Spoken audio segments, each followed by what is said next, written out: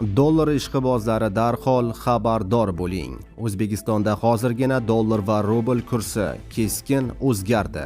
Barcha fuqarolar tezda videoni o'tkazib yubormasdan xabardor bo'lishingiz shart.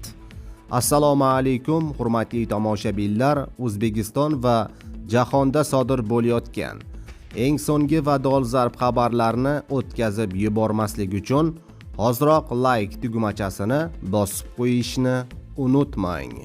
Diqqat qiling, Markaziy bank xorijiy valyutalarning o'zbek so'miga nisbatan 3-iyun kuni amalda bo'ladigan yangi qiymatini belgiladi.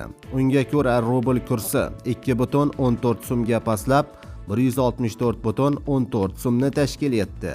Yevro kursi 25,12 so'mga tushib 13.896 so'm bo'ldi. AQSh dollarining kursi 14,39 so'mga pastlab 11.934 so'mni tashkil etdi, deyiladi xabarda.